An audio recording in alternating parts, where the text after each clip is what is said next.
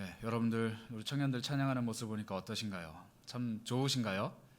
네, 청년들은 별로 안 좋을 거예요. 원래 계획대로라면은 저희는 지금 울진 앞바다가 보이는 아주 좋은 교회에서 예배하고 있어야 될 시간인데 저도 이렇게 될 줄 몰랐습니다. 예. 저도 지난주까지만 하더라도 다음 주에는 울진에서 우리가 은혜를 나누고 있겠구나라고 생각을 했는데 코로나19가 많이 심해지고 저희가 울진으로 가지 않고 장소를 변경하게 된 결정적인 이유는 저희가 국내 선교를 준비하고 있었기 때문에 울진 지역의 어르신들을 마주할 예정이었습니다. 그런데 청년들이 혹시라도 우리가 선교라는 이름으로 우리 어르신들을 뵈러 간 건데 혹시라도 우리 어르신들께 코로나를 전해드리면 또 너무 이렇게 취약한 어르신들이기 때문에 저희가 고민 끝에 수련회 장소를 변경을 했습니다. 그래서 우리 세계로 교회로 우리 장소를 변경하고 청년들이 우리 수련회의 방향을 조금 바꾸어서 이제 일정들을 진행을 하고 있습니다. 그래서 제가 화요일 날 이 결정을 하고 난 후에 우리 청년 공동체원들 한 명 한 명한테 다 전화를 했어요. 전화를 하면서 이렇게 됐다 저렇게 됐다 이렇게 설명을 하다가 어떤 이야기들을 했냐면 이제 이틀 3일 남은 수련회가 다가오는데 우리 임원들과 리더들이 불이 나게 지금 열심히 준비를 하고 있다. 그런데 한 달 넘은 기간 동안 준비했던 수련회를 다 버리고 지금 2, 3일 만에 새로운 거를 준비해야 돼서 어떻게 보면 좀 부족해 보일 수도 있고 어떻게 보면 좀 모자라 보일 수도 있고 미숙해 보일 수도 있겠지만 재미없어도 재미있는 척 그냥 열심히 했다 잘했다 좋다 막 이렇게 칭찬해줘라 우리 다 한 가족 아니냐 이렇게 제가 권면을 했어요. 그리고 나서 오늘 우리 청년들이 활동을 하는 걸 봤는데 제가 그 얘기를 할 필요가 없었어요. 너무 잘 준비를 해주고 너무 신나게 놀아서 제가 괜히 그런 얘기 했구나 이런 마음이 좀 들었습니다. 그리고 제가 또 하나 감동받았던 건 뭐냐면 사실 청년반에 지금 코로나 확진이 된 친구들이 있어요. 이번 주간에 확진이 돼서 이 친구들이 원래는 수련회를 참석하기로 결심을 했다가 지금 안 오고 다 지금 집에서 온라인으로 참석하고 있는데 이 친구들이 얼마나 기특한지 방을 하나 얻어가지고 같이 확진된 친구들이 지금 3명, 4명이 모여가지고 거기서 수련회 준비를 하고 있는 거예요. 리더들이. 그래서 제가 전화를 해보면은 막 콜록콜록해요. 옆에서 기침 소리가 막 들리는데 목사님 현수막은 뭐 어떻게 만들어야 돼요? 명찰은 어떻게 해야 돼요? 계속 막 이렇게 전화를 하면서 이야기를 나눴습니다. 좀 쉬어라 했더니 한 명은 쉬고 한 명은 일하고 또 얘가 아프면 걔는 쉬고 다른 애가 자다가 일어나서 일하고 이렇게 해서 며칠을 막 준비를 하더라고요.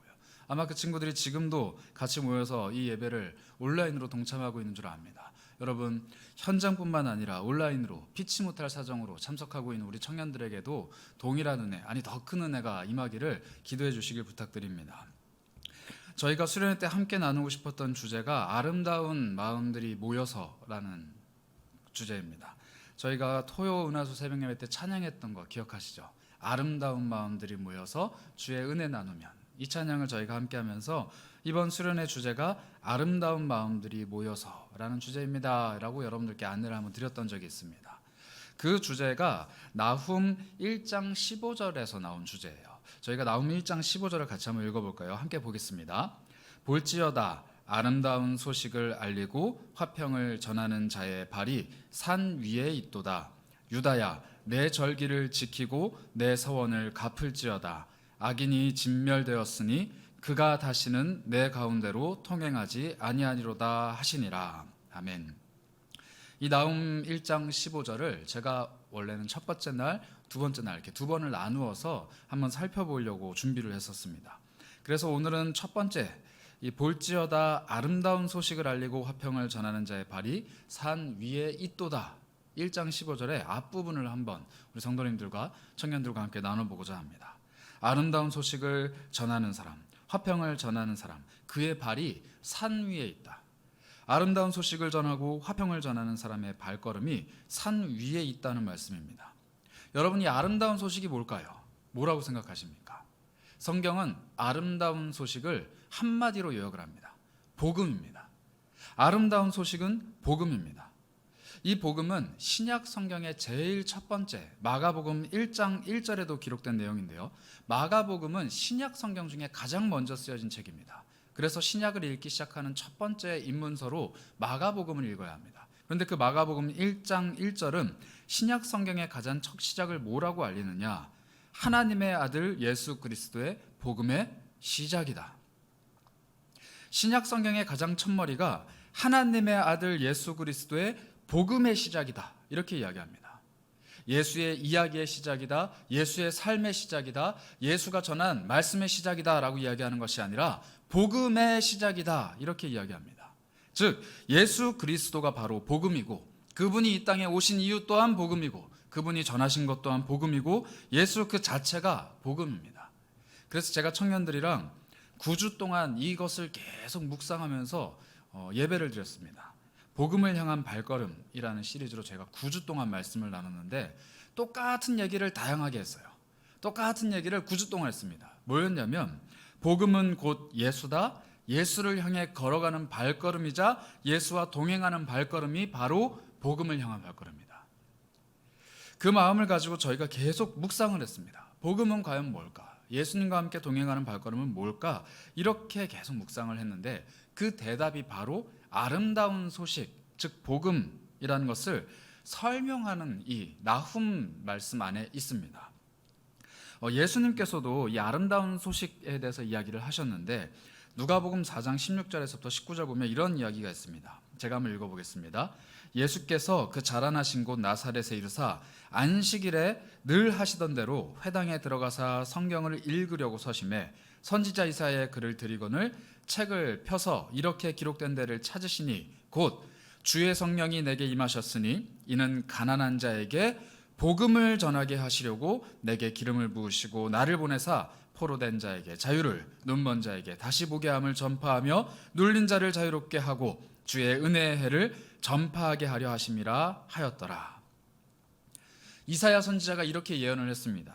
주의 성령이 나에게 임하였으니 가난한 자에게, 이사야는 뭐라고 기록했냐면 아름다운 소식을 전하게 하려고 나를 세우셨다. 이사야 선지자는 이렇게 기록을 했습니다. 주의 성령이 나에게 임하셨는데 가난한 자에게 아름다운 소식을 전하게 하려고 나를 세우셨다라고 구약 성경에 기록을 해놨는데, 이 부분을 예수님은 펼치신 다음에 뭐라고 읽으셨냐면 주의 성령이 내게 임하셨으니 이는 가난한 자에게 복음을 전하게 하려고 나를 세우셨다라고 바꾸십니다. 즉 아름다운 소식이라는 단어를 복음이라는 단어로 바꿔서 읽으셨다라는 거예요.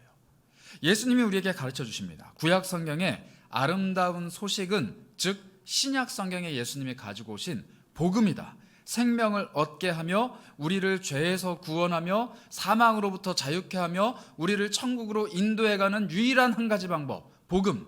그것이 바로 구약 성경에는 아름다운 소식이라고 표현되어 있었지만 신약은 예수님으로 인하여서 복음이라는 단어로 바뀌어졌다라는 것을 우리에게 보여주시는 거예요.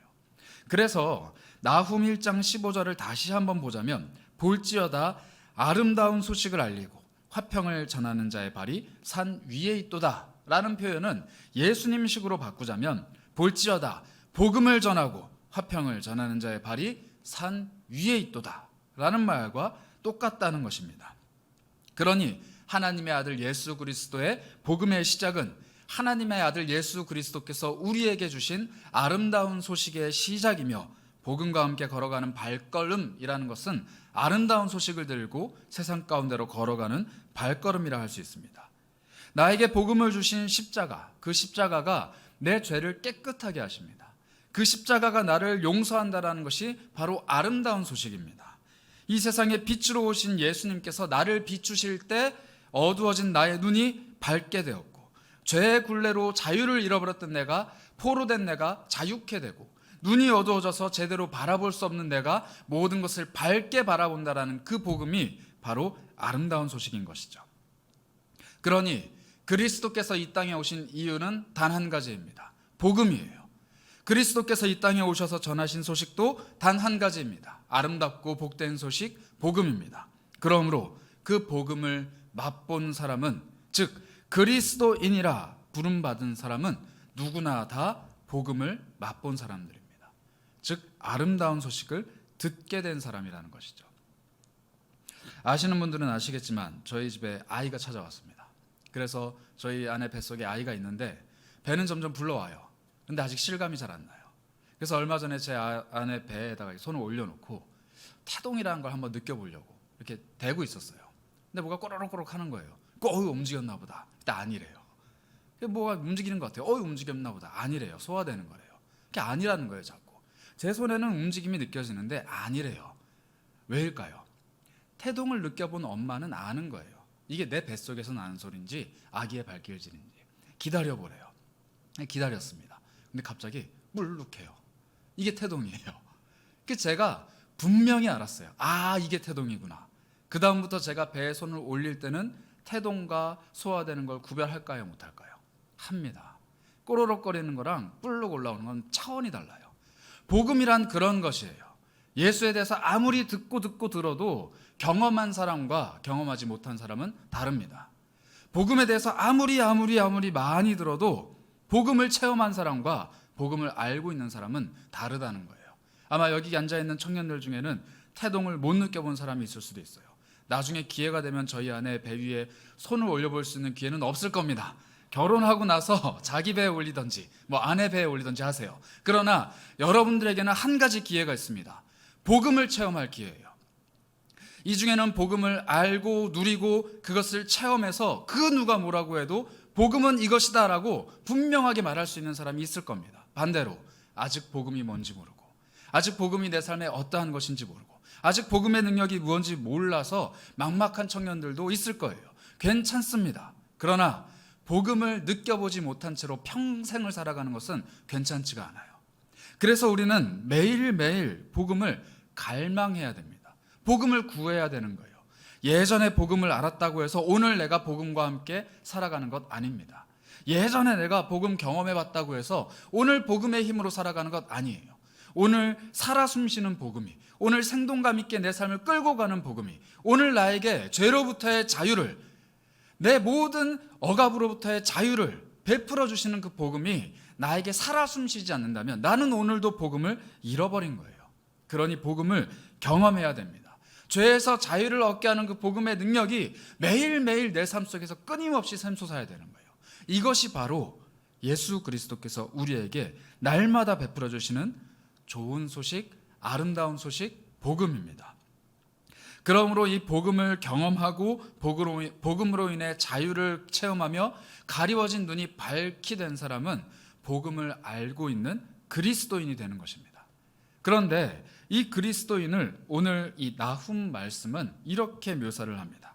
아름다운 소식을 알리고 화평을 전하는 사람들이 산 위에 올라가 있다, 이렇게 얘기를 해요. 왜 굳이 산 위에 올라가 있을까요? 좋은 곳 많은데 왜 굳이 산 위에 올라갈까요? 그리스도인들은 등산을 해야 되는구나. 아니겠죠. 그리스도인들은 산에 올라가서 기도를 해야 되는구나. 아닐 겁니다. 왜 굳이 산에 올라가야 하는가? 복음의 모든 것이자 복음 그 자체이신 예수님이 이 구절을 이렇게 설명을 하셨습니다. 마태복음 5장 14절인데요. 우리 함께 읽어볼까요? 함께 읽습니다. 너희는 세상의 빛이라. 산 위에 있는 동네가 숨겨지지 못할 것이요. 복음으로 이 땅에 오신 예수님, 세상의 빛으로 이 땅에 오신 예수님이 제자들을 부르십니다. 그리고 그들에게 복음을 가르쳐 주시고 너희는 세상의 빛이라, 이렇게 말씀하십니다. 그리고 나서 하시는 말씀이 산 위에 있는 동네가 너희의 빛 아래 숨겨질 수가 없다. 너희는 산 꼭대기에 있는 동네보다 훨씬 더 높이 있는 밝게 빛나는 빛이기 때문에 그 산의 동네가 숨겨지지 못한다, 이렇게 말씀하십니다. 왜 굳이 산 위냐? 자꾸 왜 산 위로 올라가는가? 요즘으로 치면은 산 위는 사실 달동네입니다. 올라가기 힘든 동네예요. 산 위에 있는 거는 절밖에 없어요. 그러나 이때 당시 예수 그리스도의 시대에는 산 위의 동네는 우리가 사는 이 시대와는 조금 다릅니다. 예루살렘 성전이 산 꼭대기에 있었어요. 예루살렘 성곽이 산 위에 있습니다. 도시들은 평지에 있는 게 아니라 산 위에 지었어요. 왜냐하면 다른 민족이 쳐들어왔을 때 방어하기가 좋은 곳이기 때문이에요. 우리나라도 보시면은 주변에 산이 둘러싸여 있는 곳이 명당입니다. 우리나라도 보시면은 산성 같은 것들은 다 산을 끼고 짓잖아요.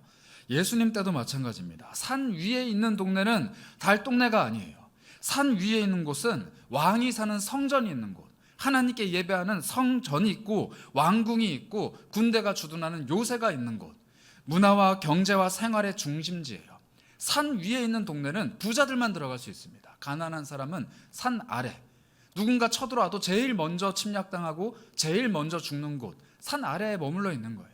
부자들만 산으로 올라갈 수 있습니다. 그러니 예수님 눈앞에 있는 이 12제자는 산 위에 있는 동네에서 살아본 적이 별로 없습니다. 산 위에 있는 동네에 출입할 일이 거의 없는 거예요. 이 말을 우리말로 바꾸자면, 너희는 세상의 빛이라 산 위에 있는 동네가 숨겨지지 못할 것이다. 이 말을 우리말로 바꾸자면 이런 말이에요. 너희는 세상의 빛이라, 강남의 드높은 빌딩들이 너희 빛 아래 다 놓일 것이다. 여의도의 온갖 금융의 중심지, 그 증권가가 너희 발 아래 놓일 것이다. 이 땅의 모든 문화와 경제의 중심지가 다 너희 빛 아래 숨겨지지 못할 것이다. 대학로의 젊은 지성의 거리가 너희 빛 아래 숨겨지지 못할 것이고, 홍대 앞에 그 광란의 거리가, 젊은이들이 탄식하고 있는 그 거리가 너희의 빛 아래 숨겨지지 못할 것이고, 남산타워가 아무리 높아도, 잠실에 있는 롯데타워가 아무리 높아도 너희들이 가지고 있는 빛이 훨씬 더 높다, 이렇게 말씀하시는 거예요. 여러분들께 묻고 싶어요. 특히 이 자리에 있는 우리 청년 그리스도인들에게 묻고 싶습니다. 여러분들의 빛은 세상이 가지고 있는 그 어떤 마천루의 높음보다 훨씬 더 밝고 고결하고 높게 빛나고 있습니까? 여러분들의 수준은 이 세상이 가지고 있는 그 어떤 높은 경지보다 훨씬 더 높이 올라가서 빛나고 있냔 말입니다. 내가 추구하고 있는 삶이, 내가 쫓아가고 있는 꿈이, 내가 누리고 있는 삶의 여러 가지 모습들이 세상이 보기에도 와, 저 사람은 지극한 경지에 이르렀다, 저 사람은 정말 높은 수준이다, 저 사람은 본받을 만큼 이만큼 성장한 사람이다 라고 인정할 만한 삶이냐는 것입니다. 아마 아닌 사람들이 훨씬 더 많을 거예요. 이것은 추정이 아니라 제가 여러분들을 알고 여러분이 저를 알기 때문입니다.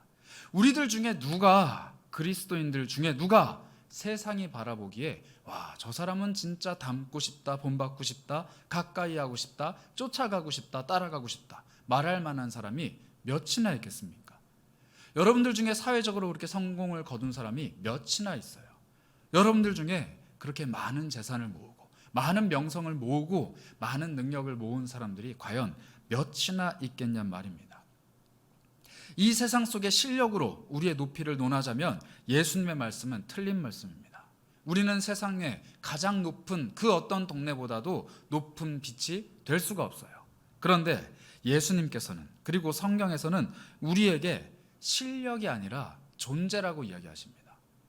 조금 더 쉽게 말씀드리자면 실력이 있기 때문이 아니라 밝게 빛나도록 만드는 복음이 있기 때문에 우리가 빛난다라는 거예요. 예수께서 이 땅에 세상의 빛으로 오셨습니다. 예수님은 세상 그 어느 것보다 훨씬 더 높은 하늘 보좌 우편에 앉아 계신 분인데, 그 높이 계신 분이 우리 곁으로 오셨어요. 우리에게 빛으로 오신 것이죠. 그리고 나서 우리에게 말씀하십니다.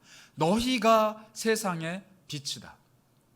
너희가 품고 있는 그 빛은 하나님 보좌 우편에서 밝게 빛나고 있는 예수 그리스도가 품으신 빛이고, 그 빛이 너희 심령 속에 들어갔을 때는 세상 그 어떤 것보다 훨씬 더 높고 고결하게 빛나는 빛이 너희 속에 있다. 그러니 너희는 실력이 아니라 너희가 품고 있는 복음이라는 그 존재 하나만 가지고도 이 세상보다 훨씬 더 높고 훨씬 더 고결하고 훨씬 더 존경받아 마땅한 삶을 살아가는 존재다 라고 우리에게 말씀하시는 거예요. 청년 여러분께 다시 한번 권면합니다. 실력이 아니에요. 여러분들의 실력을 아무리 높이 쌓는다고 해서 세상 가운데 빛나지 않습니다. 여러분들의 실력이 아무리 탁월하다고 하더라도 세상 가운데 가장 높은 곳으로 올라갈 수 없습니다. 그것을 가능케 하시는 분은 세상에서 가장 높은 곳에 계신 예수 그리스도, 그분의 복음뿐입니다.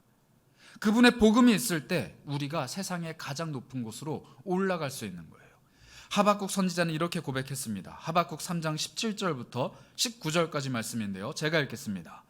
비록 무화과 나무가 무성하지 못하며 포도나무에 열매가 없으며 감람나무에 소출이 없으며 밭에 먹을 것이 없으며 우리의 양이 없으며 외양간에 소가 없을지라도 나는 여호와로 말미암아 즐거워하며 나의 구원의 하나님으로 말미암아 기뻐하리로다. 우리가 잘 아는 찬양이죠. 그런데 이 기뻐하는 이유를 이렇게 이야기하십니다. 19절입니다. 주 여호와는 나의 힘이라 나의 발을 사슴과 같게 하사 나를 나의 높은 곳으로 다니게 하시리라. 나에게 아무 것이 없을지라도, 나에게 정말 아무 것이 없을지라도, 포도나무에 열매가 없고 감람나무에도 열매가 없고 밭에도 먹을 것이 없고 우리가 텅텅 비어서 양도 없고 송아지도 없고 아무것도 없을지라도 나는 여호와로 말미암아 기뻐하는데 그 이유는 딱 하나, 주님이 나의 힘이기 때문이라. 먹고 살 만한 힘, 누릴 만한 힘, 이 세상을 살아갈 수 있는 유일한 힘이 바로 구원의 하나님, 즉 복음을 베풀어 주시는 하나님으로부터 오는 힘이라는 겁니다. 청년의 때, 그리고 모든 그리스도인들이 배워야 되는 삶의 비결이 여기에 있습니다. 그리스도로 인하여 얻는 복음의 능력, 그 복음으로 살아가는 삶의 힘, 그리고 힘을 누릴 때 얻을 수 있는 기쁨, 그 모든 것들로 인하여서 아무것도 없을지라도 모든 것을 가진 사람처럼 기뻐할 수 있는 능력이 여기에 있다는 것입니다. 그러니 그런 기쁨을 얻은 사람을 하나님께서는 어떻게 하시느냐? 그의 발을 사슴과 같게 하사 높은 곳으로 다니게 하신다, 이렇게 이야기합니다. 소위 말하는 간증하는 사람들이 있습니다. 내가 예수 그리스도를 믿고 믿음의 헌신을 이렇게 했더니 내 삶에 이런 일이 생겼다. 내가 이렇게 했더니, 내가 이런 기도를 했더니, 내가 이렇게 헌신했더니 하나님이 나를 이렇게 만드셨다. 이 간증을 할 수 있고 없고의 기준이 뭡니까? 결과예요. 기도는 누구나 다 합니다. 누구나 다 하나님 믿어요. 그러나 그 삶에 하나님이 주시는 복이 있으면 세상의 앞에서 내어놓을 수가 있는 거예요. 똑같습니다. 그리스도인들 중에 하나님 안 믿는 사람이 어디 있어요? 예수 믿는 사람들 중에 하나님이 제일인 거 모르는 사람이 어디 있습니까? 그러나 너무 많은 그리스도인들이 하나님께서 끌고 가시는 것에 대한 기쁨을 못 누려요. 너무 많은 그리스도인들이 하나님께서 높은 곳으로 올리실 수 있는데, 아니에요 주님, 나는 여기가 좋습니다. 아닙니다 주님, 나는 여기가 좋아요.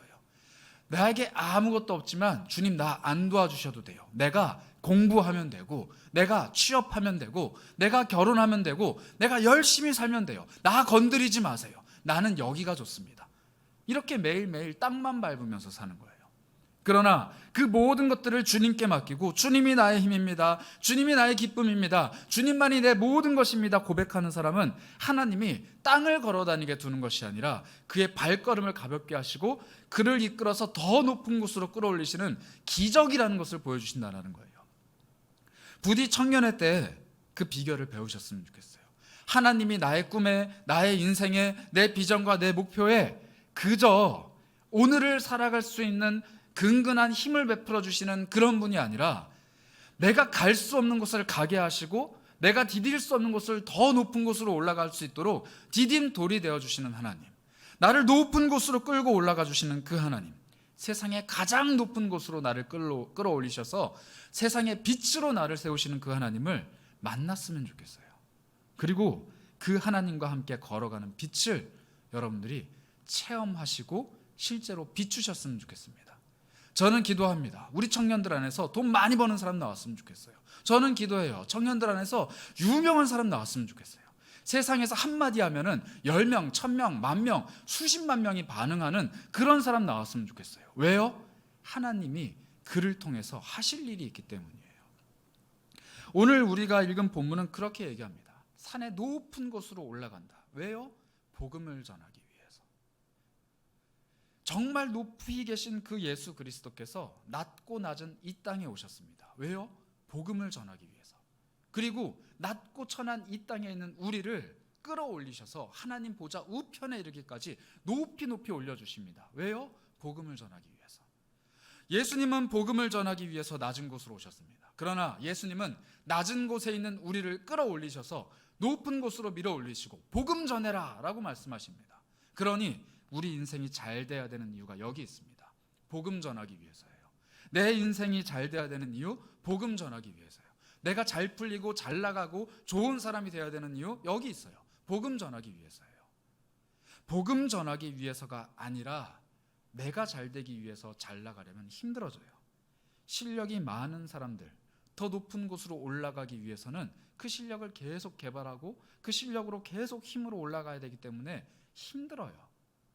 가진 것이 많은 사람들, 올라가기 위해서는 가지고 있는 게 무겁기 때문에 힘들어요. 그러나 저와 여러분처럼 가진 건 쥐뿔도 없고 실력은 아무것도 없고 이력서에 쓸 것 전혀 없는 우리 같은 사람들은 하나님이 사용하시기가 너무 좋아요. 왜냐하면 가진 게 없으니까 복음을 주시면 되거든요. 복음 말고 가질 것들이 너무 많은 사람들은 힘들단 얘기예요. 하나님이 쓰시기도 힘들고 그가 하나님의 복음을 전하기도 힘듭니다. 그러나 여기 앉아있는 청년들 중에 나는 정말 가진 게 없어서 답답한데 하는 청년들이 있으시다면 박수치면서 기뻐하세요. 나는 하나님께 쓰임받을 만한 그릇이 큰 사람들입니다. 하나님이 여러분들의 그 빈 그릇에 무엇을 채우실지 기대할 수 있는 사람들이에요. 가진 게 너무 많은 사람은 하나님 것을 채우기 위해서는 자기 걸 버려야 돼요. 그러나 가진 게 없는 사람들은 하나님의 것만 채우면 되기 때문에 기뻐할 수가 있는 거예요. 하박국 선지자가 말했잖아요. 포도나무에 열매도 없고 감람나무에 소출도 없고 우리의 양이 없고 외양간에 송아지도 없고 먹을 게 하나도 없기 때문에 기뻐할 수 있다는 거예요. 왜요? 나에겐 없는데 주님께는 있으니까. 나는 일용할 양식이 없는데 주님이 베풀어 주시는 일용할 양식으로 먹고 사는 그 기쁨을 누린다라는 겁니다. 그러니 아름다운 소식, 이 복음을 가지고 있는 사람들은 주님을 통해서 힘을 얻는 비결을 깨닫는 사람들입니다. 주님께서 주시는 그 영원한 힘과 능력을 베풀어 주시는 것을 깨닫는 사람인 거예요. 삶의 모든 영역에서 애써야 됩니다. 주님이 주신 힘으로 살아가기 위해서 애써야 돼요. 가만히 있는다고 해서 하나님이 힘 주시지 않습니다. 하나님은 가만히 있는 사람을 불러 일으켜 세우시고 달려가라, 애써라, 힘써라, 일해라 이렇게 말씀하시지 않으세요. 하나님은 기다리십니다. 어떤 걸요? 우리가 자리를 털고 일어나서 하나님을 바라보며 하나님과 동행할 준비가 되어 있는지를 보신다라는 거예요. 청년의 때 우리가 해야 될 결심은 하나입니다. 하나님, 내가 하나님께 쓰임받고 싶습니다. 모든 그리스도인들이 평생 살면서 반복해야 되는 결심이 바로 그거예요. 하나님, 내가 주님께 쓰임받고 싶습니다. 내가 가지고 있는 능력이 아니라, 내가 가진 실력이 아니라, 내가 보유하고 있는 돈이 아니라 정말로 주님이 가지고 계신 그것 하나 가지고 내가 하나님과 동행하기에 애쓰는 사람이 되고 싶습니다. 이렇게 하나님 앞에 고백을 한다는 것이죠. 이사야 선지자가 이렇게 고백을 했는데요. 40장 8절부터 9절입니다. 푸른 마르고 꽃은 시드나 우리 하나님의 말씀은 영원히 서리라 하라. 아름다운 소식, 복음이죠. 아름다운 소식을 시온에 전하는 자여, 너는 높은 산에 오르라. 아름다운 소식, 즉 복음을 예루살렘에 전하는 자여, 너는 힘써 소리를 높여라. 두려워하지 말고 소리 높여 유다의 성읍들에게 이르기를 너희는 너희의 하나님을 보라, 외쳐라. 이렇게 말씀하십니다. 복음을 전하기를 원하는 사람들, 아름다운 소식을 시온에 전하기를 원하는 사람들은 가만히 있으면 안 돼요. 높은 산으로 올라가라 라고 말씀하십니다. 복음을 예루살렘에 전하길 원하는 사람들은 가만히 있으면 안 돼요. 너희는 소리를 질러라 라고 말씀하시는 거예요. 아름다운 소식을 시온에 전하는 자여, 너는 높은 산에 올라가라. 아름다운 소식을 예루살렘에 전하는 자여, 너는 힘써 소리를 질러라. 두려워하지 말고 소리를 높여서 너희의 하나님을 보라 라고 외쳐라. 이렇게 이야기하십니다. 복음은 내가 가만히 있는다고 해서 나를 통해 흘러가는 것 결코 아닙니다. 복음은 내가 애써서 전해야 되는 거예요. 더 높은 곳으로 올라가기 위해 부단히 실력을 쌓아야 됩니다. 더 높은 곳으로 올라가기 위해 부단히 애써야 돼요. 더 높은 곳으로 올라가기 위해 나는 힘써야 됩니다. 그러나 그 목적이 내가 높은 곳에 올라가는 것에 두는 것이 아니라 나를 높은 곳으로 올리시는 하나님의 복음을 전하기 위해서야 돼요. 왜 높은 곳으로 올라가야 합니까? 높은 곳에서 복음을 선포해야 더 널리 전해지기 때문이에요. 더 목소리를 높여야 되는 이유가 뭡니까? 제가 이렇게 목청껏 외치듯이 크게 외쳐야 복음이 전해지기 때문이에요. 세상은 복음 앞에서 눈을 가리고 있습니다. 귀를 막고 있어요. 그 누구도 예수 그리스도에게 관심을 두는 사람이 없습니다. 그러나 그리스도의 복음을 아는 우리가 더 높이 올라가면 올라갈수록 하나님은 나를 더 밝게 비추셔서 더 넓은 지경에 그 복음의 빛을 널리 전하십니다. 내가 복음을 품고 더 힘차게 소리 지르면 소리 지를수록 하나님은 그 복음의 소리를 더 멀리 전파하신다는 거예요. 그러니 청년 여러분, 그리고 이곳에 계신 모든 묵별 여러분, 삶의 매 순간순간마다 최선을 다하셔야 됩니다. 무엇을 하든지 어느 것을 하든지 죽게 하듯이 최선을 다하셔야 돼요. 돈도 있는 힘껏 버세요. 세상에서 잘 나가기 위해서 애쓰고 노력하세요. 그리고 그 모든 것들을 통하여 복음을 전하세요. 그것 하나면 하나님이 우리 인생을 탄탄대로 잘 풀리게 하실 이유에 충분합니다. 내가 복음을 전하기 위해서 이것 하겠습니다. 그 이유 하나만으로 하나님이 나를 도와주실 명분이 충분하다는 거예요. 내가 복음을 전하기 위해 이것을 해보겠습니다. 하나님이 그것을 허락해 주실 이유가 충분하다는 거예요. 내 욕심, 내 자아, 내가 원하는 것대로 그것을 간구하면 하나님의 머릿속도 복잡해지기 시작합니다. 이걸 들어줬을 때 얘가 타락을 할까 안 할까, 이걸 해줬을 때 얘가 감사할까 교만해질까, 복잡해져요. 그러나 이유가 선명하면 하나님은 명확해집니다. 내가 복음 전하기 위해서 나에게 이게 필요한 것 같은데요, 오케이, 내가 복음을 위해서 너에게 그것을 허락해 주겠다. 내가 복음 전하기 위해 이 길을 가야 할 것 같은데요, 오케이, 내가 복음을 위해서 너를 그곳에 보내겠다.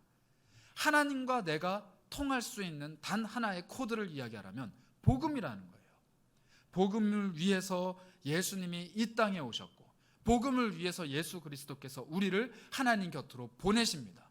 그리고 복음을 위해서 예수 그리스도의 영이신 성령님이 우리 각 사람 심령 속에 살아계신 것이고, 복음을 위해서 그 성령님이 오늘도 나와 함께 동행하시며 나를 통해 일하시는 거예요.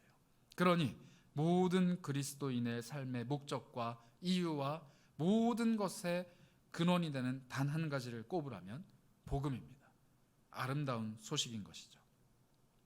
이 복음을 정말 전하고 싶었습니다. 울진 땅에 그 화마가 핥히고 간 그 자리에 우리 청년들 다 데리고 가서 어르신들 마주하면서 복음을 전하고 싶었어요. 이 한마디 꼭 하고 싶었습니다. 어르신, 예수 믿으세요? 예수 믿으셔야 돼요. 저희가 어르신들을 사랑해서 온 이유는 딱 하나, 예수님의 복음입니다. 이 멋진 말 한마디를 꼭 하고 싶었어요. 그런데 못하게 됐습니다. 하나님이 이걸 왜 막으셨는지 너무 답답했어요. 왜 하나님은 복음을 전하겠다고 결심하면서 기도하면서 애쓰면서 준비한 청년들의 발걸음을 꺾으시는가? 아름다운 소식을 듣고 산 위로 올라가는 그 발걸음이 아름답다 말씀하신 하나님이 왜 복음의 소식을 들고 울진 땅으로 가려고 하는 청년들의 발걸음을 막으시는 걸까? 굉장히 답답했습니다. 정말 답답했어요. 그러면서 제가 새벽에 하나님 앞에 기도를 했습니다. 하나님, 도대체 왜 이렇게 막으셨나요? 수요일 새벽에 제가 이곳에 앉아서 막 기도를 하고 있는데 하나님이 다른 말씀은 안 하시고 이 한 말씀을 하시더라고요. 그 말씀을 하시는 것 같았어요. 울진에만 복음이 있고 세계력교회는 복음이 없더냐. 이 한마디의 말씀이 제 마음을 두드리기 시작했는데 제가 그 새벽에 얼마나 울었는지 모릅니다. 저는 울진 땅에 복음이 없는 줄 알았어요. 저희가 가야 복음이 그곳에 심기는 줄 알았어요. 그런데 하나님 말씀하시더라고요. 이미 성내교회는 올라가고 있다. 이미 하나님의 역사는 그곳에서 수십 년 전부터 펼쳐지고 있었다. 우리가 가서 숟가락 하나를 얻는다고 한들 하나님의 역사는 가리워질 게 없다는 거예요. 우리가 가지 않더라도 하나님은 그곳에서 일하십니다. 우리가 가지 않더라도 하나님은 자신이 사랑받는 그 백성들을 반드시 구원해 내십니다. 그리고 그 복음의 능력은 울진 땅뿐만 아니라 이곳 세계로교회에도 지금도 흐르고 있습니다. 그래서 저는 한결 가벼워진 마음으로 여러분들과 함께 복음에 대해서 이야기를 나누려고 이 나훔 1장을 펼쳤습니다. 나훔 1장을 펼치고 제가 준비했던 이 수련의 말씀을 다 내려놓고 새로운 묵상을 시작했어요. 하나님, 도대체 무슨 말씀을 하시려고 저희에게 나훔이라는 말씀을 주셨습니까? 쭉 읽어 내려가는데 1장이 참 특이해요. 굉장히 특이한 말씀이 있습니다. 나훔은 니느웨라는 도시에게 하나님의 심판을 선언하는 말씀입니다. 여러분, 니느웨라는 도시를 잘 아실 겁니다. 요나 이야기. 물고기 뱃속에 들어갔다가 3일 만에 토해져서 복음을 전했더니 온 성이 회개하고 하나님 앞으로 돌아와서 하나님께 용서를 받은 도시가 바로 니느웨라는 도시예요. 이스라엘의 적국이자 원수입니다. 이 요나의 이야기는 나훔이 살던 시대로부터 약 100년 전의 이야기입니다. 그러니까 100년 전에 아주 위대한 선지자 요나가 니느웨에 가서 거기를 회개시키고 그 사람들을 돌이켰다라는 것을 이스라엘 사람이라면 누구든지 다 알고 있었어요. 그런데 나훔이 살고 있는 시대의 니느웨는 어떻게 변했냐? 요나 때문에 회개했던 그 사람들은 다 죽고 없어지고 다시 악한 사람들이 온갖 악을 저지르면서 이 이스라엘의 원수가 된 상황이에요. 이미 북이스라엘은 니느웨 사람들 때문에 망했습니다. 나라가 망해서 없어졌어요. 그리고 남유다만 남아서 이 니느웨 사람들이 언제 쳐들어올까? 이들이 쳐들어오면 우리나라는 망할 텐데 하나님이 우리를 어떻게 지키실까? 조마조마하면서 기다리고 있는 상황입니다. 마음만 먹고 쳐들어오면 우리나라는 망해요. 그런데 그때 나훔이 뭐라고 얘기하냐면 니느웨는 반드시 멸망할 것이다. 이렇게 이야기하는 거예요. 니느웨는 반드시 멸망할 것이다. 오늘날 우리가 살고 있는 이 시대랑 똑같습니다. 아무리 복음이 우리를 높은 곳으로 끌고 올라간다고 할지라도 저 높은 빌딩의 건물주보다 우리 삶이 더 높은 곳으로 올라가지 않아요. 아무리 하나님이 우리를 유명하게 만든다고 할지라도 최고 권력자인 대통령 혹은 최고 유명한 연예인, 최고 잘하는 운동선수보다 우리 청년들이 더 뛰어날 확률은 적습니다. 이 세상의 시각으로 보면 우리는 세상이라는 니느웨를 결코 극복할 수가 없어요. 그런데 나훔은 이렇게 얘기합니다. 1장 2절입니다. 여호와는 질투하시며 보복하시는 하나님이라. 여호와는 보복하시며 진노하시되 누구에게요? 자기를 거스르는 자에게 보복하시며 자기를 대적하는 자에게 진노를 품으신다. 하나님은 이 세상을 바라보실 때 실력이 아니라 복음으로 바라보신다 했습니다. 하나님이 이 세상을 바라보실 때 복음을 거스르는 것이라면 하나님은 그것을 진노하십니다. 반대로 하나님이 바라보실 때 복음에 함께 동행하며 걸어가는 사람, 복음과 함께 걸어가는 모든 사람은 하나님이 사랑하신다라는 겁니다. 그래서 3절은 이렇게 이야기합니다. 하나님은 노하기를 더디하신다. 이상하죠? 2절에는 뭐라고 말씀하셨나요? 하나님은 질투하신다. 하나님은 복수하신다. 복수하고 화를 내시는데 자기를 거스르는 자에게 복수하시고 진노를 품으시고 혼내시고 아주 그냥 성격이 포악한 하나님이다 라고 얘기한 다음에 3절에는 바로 하나님은 노하기를 더디하시는 분이야 이렇게 말씀하십니다. 제가 여기서 느꼈어요. 하나님은 우리의 선교 사역을 꺾으시는 분이 아니군요. 하나님은 우리에게 지금 진노하시는 게 아니군요. 너희들 선교 사역 잘 못 준비했어. 내가 준비하려고 했던 그것보다 너희 기준이 모자라기 때문에 너희 올해는 여기 갈 자격이 없어. 너네들은 그냥 가지 말아야 돼. 그냥 너희들 여기 있어. 이렇게 우리를 혼내시는 게 아니라 하나님은 우리를 꺾으시는 게 아니라 우리의 방향을 틀어서 주님께서 원하시는 곳으로 우리를 끌고 가시는 분이시구나. 우리를 어디론가 끌고 가시는 분이시구나 라는 것을 보게 만드셨다는 거예요. 그래서 6절과 7절은 이렇게 이야기합니다. 누가 능히 그의 분노 앞에 서며 누가 능히 그의 진노를 감당하랴. 그의 진노가 불처럼 쏟아지니 그로 말미암아 바위들이 깨지는도다. 그러나 여호와는 선하시며 환난 날에 산성이시라. 그는 자기에게 피하는 자들을 아시느니라. 이 세상이 많이 힘겹습니다. 혼탁해요. 어둡습니다. 코로나 때문이 아니라 세상을 살아가는 것 자체가 힘겹습니다. 청년 여러분 더 잘 아실 거예요. 입사하는 게 쉽나요? 공부하는 게 쉽습니까? 결혼하는 건요. 집 사는 거는요. 애 낳고 키우는 건요. 쉬운 일이 단 한 개도 없어요. 정말 쉬운 일 하나를 찾으라면 죄 짓는 거예요. 세상에 흘러가서 세상이 원하는 대로 죄 짓는 것만큼 쉬운 일이 얼마나 있겠습니까? 그러나 세상 속에서 하나님의 사람대로 살아가려고 하면 힘겨운 일이 너무 많아요. 그런데 그 힘겨운 것들, 마치 하나님이 내 삶은 인정하시지 않는 것 같고 도와주시지 않는 것 같고 복 내리시지 않는 것 같은 그 답답한 현실 앞에서 하나님께 피하는 것이 복이라고 말씀하십니다. 신기하죠? 진노를 내리시는 분이 하나님이신데 그 진노를 내리려고 화를 내고 계시는 하나님께 달려가는 게 피하는 길이라는 거예요. 불이 하나님으로부터 쏟아져 내리는데 그 하나님께로 달려나가는 게 피하는 거라는 거예요. 하나님은 진노를 내리시는 분이시지만 그 진노를 두려워하면서 벌벌벌 떠는 사람이 아니라 진노를 내리시는 하나님이 나의 아버지이기 때문에 이 진노는 나를 향한 것이 아니라 하나님이 나를 돌보아 주시기 위해서 나를 피하게 만드시는 것이다 라고 인정하며 달려가는 사람에게 하나님은 복을 내리신다는 거예요.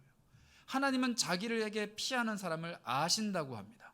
그러니 이 세상을 복음과 함께 걸어가며 살아가는 비결은 하나님께로 피하는 거예요.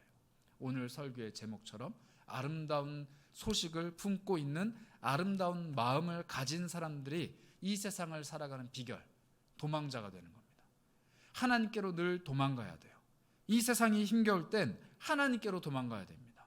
이 세상에서 답이 잘 안 보일 땐 하나님께로 도망가야 돼요. 이 세상에서 내가 무언가를 하려고 할 때 실력이 부족하고 가진 게 없고 가진 모든 것들이 미천해 보이는 나의 약한 것이 드러날 그때 하나님께로 돌아가는 거예요. 하나님, 내가 아무것도 할 수 없어서 주저앉게 생겼습니다. 그러나 하나님께로 달려갑니다. 하나님, 내가 가진 게 너무 없어서 이 어려운 일을 온몸으로 그냥 마주합니다. 그러나 하나님께로 도망갑니다.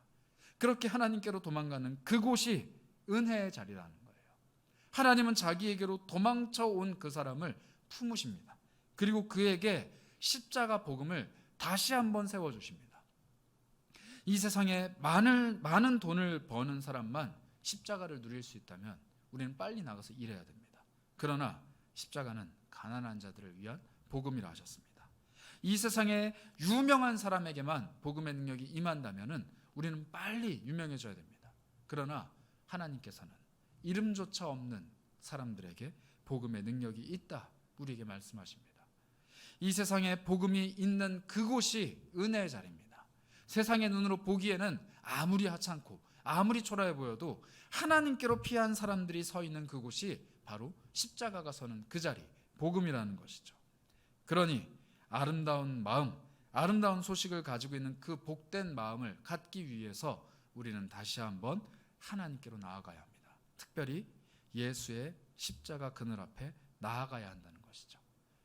세상 속에 가진 게 없어서, 능력이 없어서 시달린 우리가 피해야 할 곳, 예수 십자가 그늘 아래입니다. 하나님께로 피할 때 하나님은 우리를 아름다운 사람들로 가꾸어 가신다는 겁니다. 그러니 복음으로 아름다운 소식을 품고 있는 사람, 복음으로 세상에 빛을 비추는 사람, 복음으로 세상보다 더 높은 곳으로 올라가는 그 사람들, 그러나 그 사람들은 복음 때문에 세상의 가장 낮은 곳으로도 주와 함께 동행하는 사람들입니다. 세상에서 높은 곳으로 올라가지만 하나님이 낮은 곳으로 가신다 하면 낮은 곳으로 기꺼이 쫓아가는 사람, 세상 가운데서 열심히 살아가다가도 하나님이 이곳이 아니라 다른 곳으로 가신다 하면 과감하게 그 모든 것들을 내려놓고 하나님의 뜻을 쫓아 걸어갈 수 있는 용기가 있는 사람. 왜요? 내가 가는 길이 중요한 게 아니라 그 길 가운데 함께 있는 십자가가 중요하기 때문입니다. 이게 바로 참 그리스도인들이 살아가는 삶의 방식이라는 것이죠. 아름다운 소식, 그 복음을 마음에 품고 있는 사람들은 세상의 눈으로 볼 때는 도망자입니다. 늘 도망쳐요. 어려운 일 생기면 교회로 쫄쫄쫄 갑니다. 눈물 나는 일 생기면 교회로 기도하러 쫄쫄쫄 가요. 나약하기 짝이 없습니다. 그런데 그 사람들이 하나님 앞에서 능력을 가진 사람들이라는 거예요. 세상으로부터 도망치세요. 하나님 품으로 도망치세요. 그리고 그곳에서 복음을 뜨겁게 다시 한번 느끼고 복음의 능력으로 재충전받아서 세상 가운데 다시 나가십시오. 그리고 세상이 깜짝 놀랄 만한, 세상이 정말로 눈을 다시 씻고 바라볼 만한 놀라운 능력으로 살아가시라는 말씀입니다. 이게 바로 복음의 능력, 복음의 힘입니다. 세상으로부터 도망치고 하나님께로 도망치는 그런 복된 사람들이 우리이기를 축복합니다. 하나님의 복음 때문에 날마다 더 높은 곳으로 가는 것이 바로 우리이기를 축복합니다. 그러나 십자가가 세워진 곳이라면 그 어느 곳이든 낮고 천한 곳, 세상 사람들이 가지 않는 곳이라 할지라도 기꺼이 흔쾌히 갈 수 있는 것 또한 우리이기를 축복합니다. 그렇게 십자가의 메인 사람, 복음의 메인 사람들이 될 수 있기를 주님의 이름으로 간절히 축복합니다.